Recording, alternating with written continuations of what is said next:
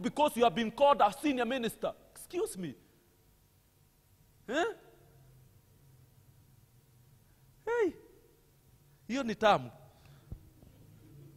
So you become a boss or you become a dictator, and you are forgetting that these same people are the same people who respected you for the rights which you had, and now you are stepping on them.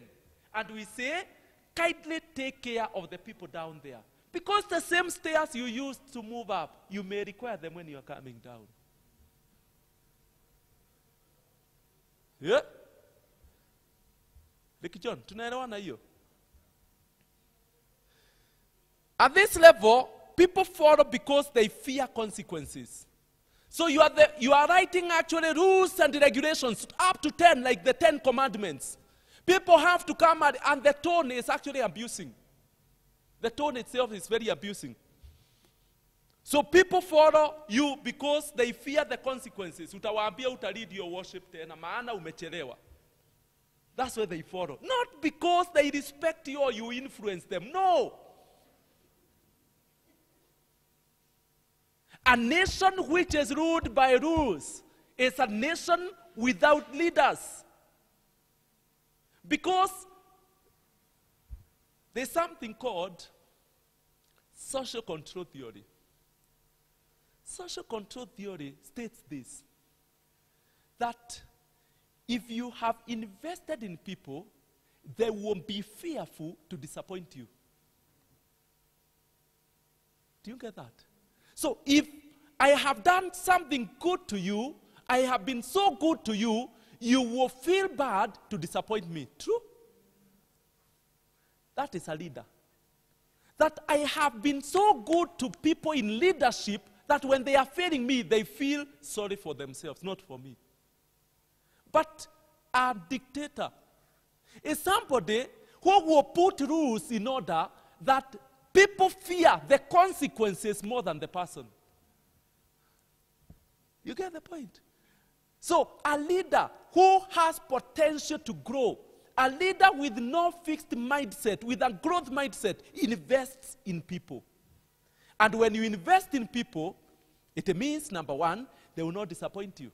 Two, you will not disappoint them. So you work together. So you're working together. How do you invest in people? Value what people tell you. Maintain a level of confidentiality. Whatever they tell you, it was meant for your ears. Confidentiality. Develop some trust. Can they open up to you? Can they share their deep secrets with you? Can they share their depressing moments with you? Invest in people. Listen to them. Talk to them. Encourage them. Don't undress them. Undress them. There are always guidelines and deadlines. Now you realize that you are saying we have to do this by this, and you have to remind people, remember our deadline to do this is this. That one, question it. Ask yourself, why are people not responding unless you have given a deadline? Ask yourself that. Is it that they have not bought into the idea? Is it that you are forcing them? Is it that it's your idea you're imposing on them? Why are they not following it up? Why do you have to remind them all the time? Why? Ask yourself that. And let me tell you, leadership is at home with the classmates you are schooling with. When you are given a team leader of a group discussion group, why are they not giving their part? It's you who will do the whole work and project and write their names on top. And it's you who did the work alone. Why? I want to read for you 5 characteristics. I have given you 7 characteristics of good leadership. Can I give you at least 5 of lame leadership? 5. It's an e-book written by Johnny Leckie. That one irrefutable laws of lame leadership. Number 1, they say it is the law of the seat on your pants. It says, change the plan regularly. Change it. Change it weekly if necessary. Don't worry about stability of any kind. Tell yourself that the plan is unimportant and that only the vision matters. If anyone suggests that maybe you haven't devoted enough time to developing a good strategy to achieve the vision, accuse them of not being committed to the vision. That is number one. Blame leadership. Hey, did I see your face? Number two, the law of the company computer guy. It says, do everything yourself. Do not train or develop leaders. When people try to do something and struggle with it at first, tell them to move. And then just do it for them. Never again make the mistake of letting anyone but yourself do it. That's number two. Number three, I think I jumped enough of them. Number two, okay. Number three, the law of the stone tablets. Never change the plan. Even if it is not working, in fact, if it's not working, keep at it. Do it harder. Do more of it. Tell yourself that eventually it will produce a result that achieves the vision. We are in law number? The law of the lazy lead. Delegate everything. Really. Everything. Don't do anything. Remind everyone that you are the leader. So the moment you realize every time you are telling them, I am the minister in charge, every time, I am the one in charge here, know that you are not a leader. And if you are a leader, you are a lame leader. Hey, I am the secretary, I am the treasurer here. Hey guys, calm down, excuse me. You don't have to remind us, we know. Finally, the law of the market, micromanage. Delegate everything, then continue to do everything. Micromanaging. You have given somebody a task, then you are directing them and you are actually doing everything again. And you give, see, you trust people. Actually, yeah. When you delegate, ask for reports. Ask for how far have you gone. Give feedback, right? Don't push it, do it, and then you produce a parallel report and say, let's adopt mine. Why did you delegate in the first place? Let others do. You're not the only one. Those are 5 out of that one. Now, I want to teach you something about self-awareness because before I do that, advantages of a position. You need to know there are advantages of being appointed in a position. Number one advantage is that a position is given to somebody who has potential.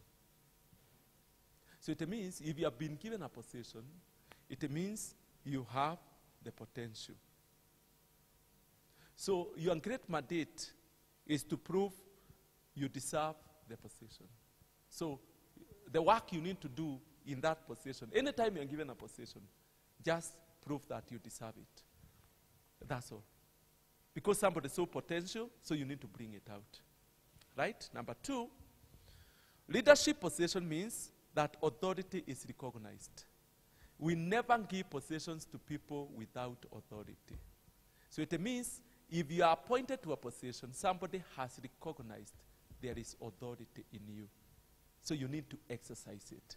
So if you don't exercise it, you are letting the one who appointed you down. You let them down. Number 3,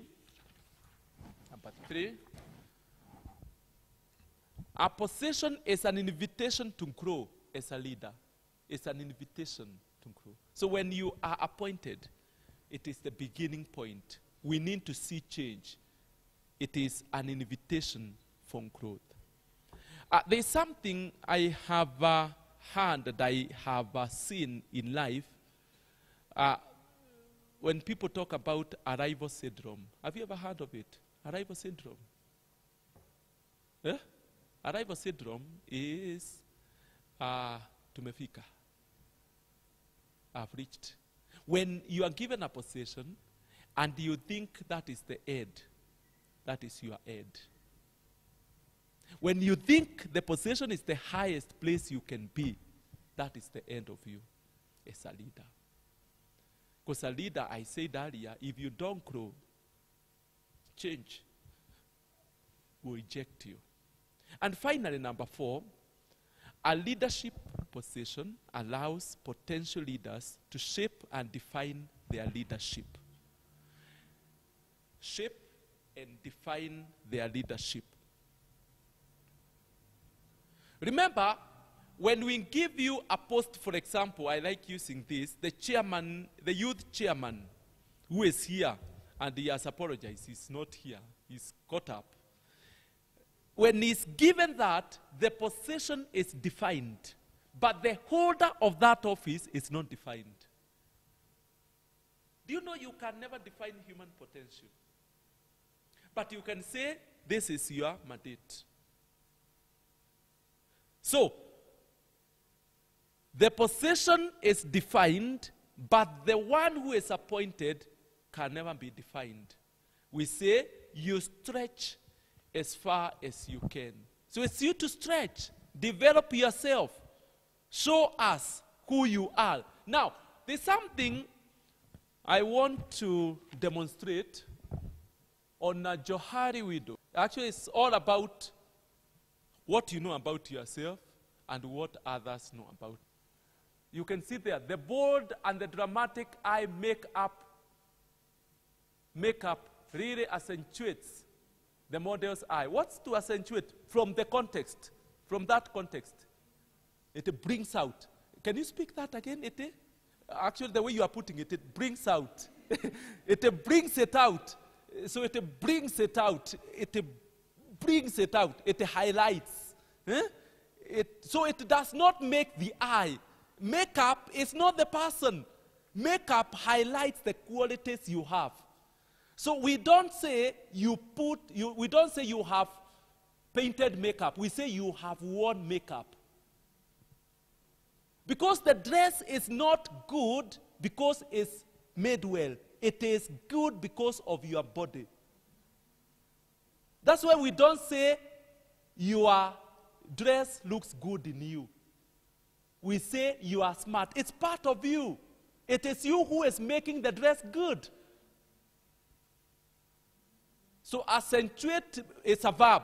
It's a doing word. What does it do? It emphasizes. It is to emphasize and to highlight. So the purpose of self-discovery is not to discover things, to create things in you, but to highlight the qualities you have.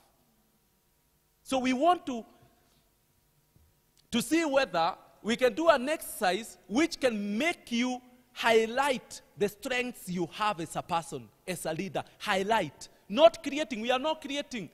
So the purpose of this model of feedback, getting and giving, the Johari widow, is not about creating anything new. It is to highlight the qualities which you already have as a person. Next, please. Now, the first square there are things I know about myself. We call it the arena. So things I know about myself, things others know about me. That is called the open arena. Open arena means we know you and that you also know about yourself. There are things you know about yourself and they are the same things we know about you. That is the open arena. Open arena. Now come to green. Things others don't know about me. But if you check up there, I know about myself. What do you call that? Are there things you know about yourself and others don't know about you? What do you call them? Top secrets. Personal. Yes, it's personal. And anybody trying to come near that, stop intruding. That's personal matters. Why are you intruding? Don't intrude. Then there is another one there.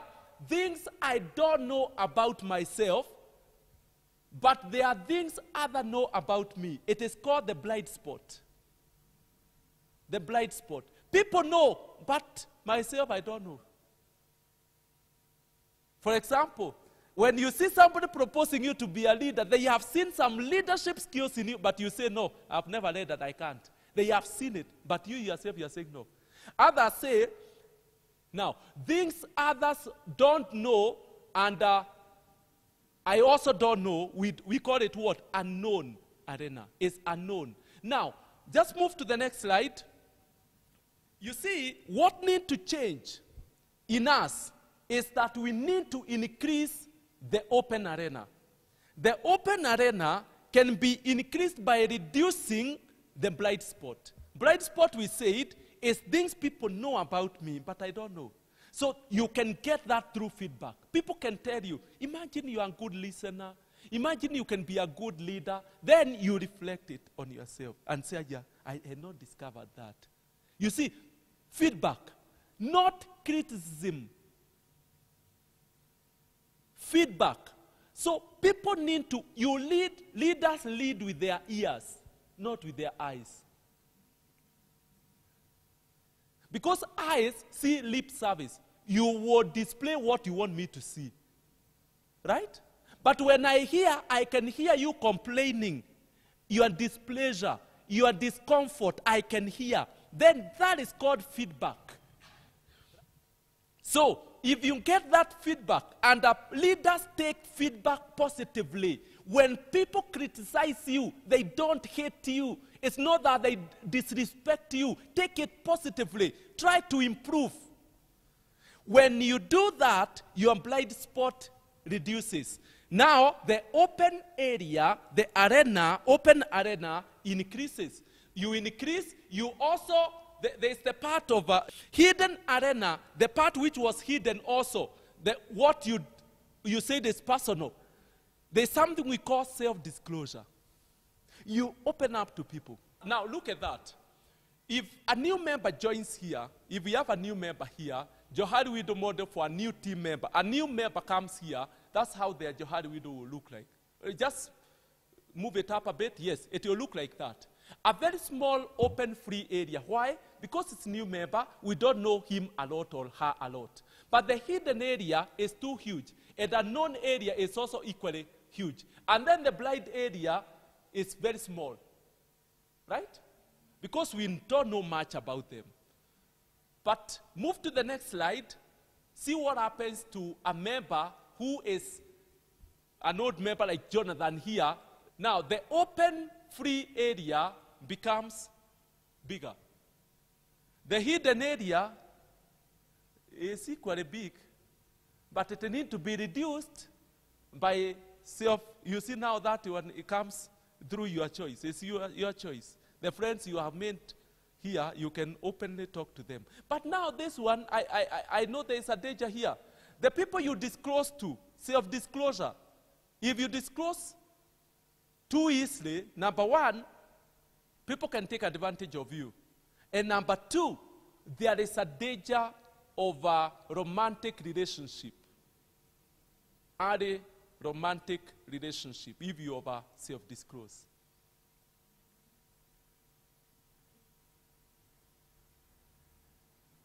Yeah. Yes, these are pitfalls. I'm actually giving you a hint of some psychological pitfalls. Because if you have a self-disclose, there's something in psychology we call counter-transference. Because the moment I've shared with you my weaknesses and my fears, you will be tempted to share yours with me. I become your confidant. The reason why I say there's a pitfall to early romantic relationship is because we are not used to sharing deep things to people. So the people we share deep things with, we make them to be in our closer circle. And that one is, if you are not prepared, it's a danger sharing because you get entangled and you now get into another relationship called romantic relationship, which can lead to marriage or a heartbreak. Open free area grows, you see it extends through feedback solicitation. You get feedback, it eats into the blind area. I think I explained that. Then when you move downwards here, it enlarges into the hidden area. It is self-discovery or exposure. You can discover yourself, your strengths, self-discovery without disclosing to people. You can discover it yourself. And that is very good. But how will you know that? Unless you have some intuition, the sixth sense, reading books, exposing yourself to things, activities, you discover yourself as you do. You can do that. And another thing, apart from self-disclosure here, you can plan planned activities. If you have planned activities like cookouts, like mountain climbing, such things, you discover yourself, and people even say, hey, you mean you can do this? Without disclosing. They are able to observe. It's called observant, participant observant. Participant observation. Yes, you are participating in an activity, people point out. So they are able to see, without you telling them, you know, I fear this.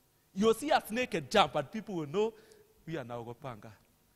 So I have given you the advantages of possession, but I've not given you the disadvantages. It's 2 pages or 3 pages, 2.5 pages, so I've not given you that. And I've given you only the first P. Then finally, I want to conclude with number 6. Number 6 law. 6. The ones which are refutable, irrefutable laws of lame leadership. I gave you 5. Let me give you the 6th one. The law of the scorched pan. The law of the scorched pan. It says, let problems and conflicts simmer. Let them boil. Wacha chemuke, wacha siive. You know, time solves a multitude of problems.